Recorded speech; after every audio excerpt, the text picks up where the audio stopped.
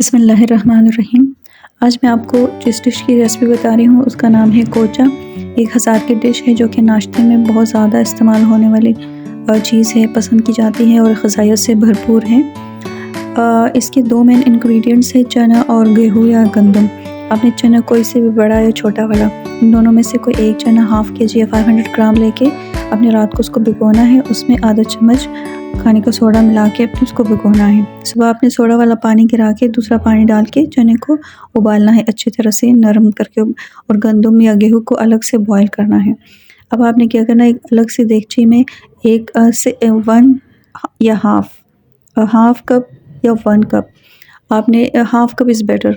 आपने ऑयल लेना है, उसमें 2 मीडियम साइज़ का प्याज ब्राउन करना है। उसमें लहसुन अदरक का जो पेस्ट है वो जितना मैंने लिखा है क्वांटिटी वो आप देख कर डाल दीजिएगा। लहसुन अदरक का पेस्ट और गरम मसाला, काली मिर्च, नमक, हल्दी।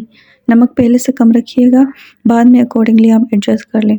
तो ये हल्दी सब चीज़ें मिलाकर आपने थोड़ा सा हल्का सा उनको थोड़ा सा मतलब भूनने के बाद मसाला को जलने ना दें। तो आपने उसके ऊपर ये दोनों चीज़ों को डाल देना है और चम्मच से आपने घोटना है। इस तरह घोटना है कि गंदम का थोड़ा सा लेस निकलना शुरू हो जाए। लेकिन याद रखिएगा कि गंदम और चना जो है दोनों की जो शक्ल है वो बरकरार रहे, लेकिन इतना घोटना है कि लेसदार सा जो उसका दोनों चीज़ों में पानी था तो उसका पानी जो है वो लेसदार हो और थिक सा हो। अब आपने 2 से 3 गिलास पानी उसने इस तरह से आप ऐड कर लीजिएगा कि उसका जो एक रिक्वायर्ड थिकनेस है वो आए और सूपी सा टेक्सचर उसका बन जाए।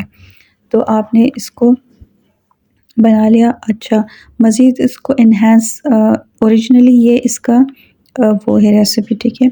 अगर आपने मज़ीद उसको एनहांस करना है तो आप 1 से 2 चिकन क्यूब को भी गर्म पानी में डिज़ोल्व करके इस पर ऐड कर सकते हो, लेकिन उसको चिकन क्यूब को डाल के आपने मज़ीद उसको बॉयल होने देना है।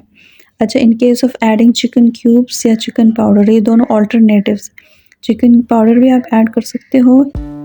अगर इन दोनों चीज़ों में से आपने कोई एक चीज़ इस्तेमाल की तो नमक कम रखिएगा, क्योंकि इन चीज़ों में ऑलरेडी नमक है। तो अकॉर्डिंगली आप नमक को देखकर चेक करके एडजस्ट कीजिएगा और दुआ में याद रखिएगा। शुक्रिया।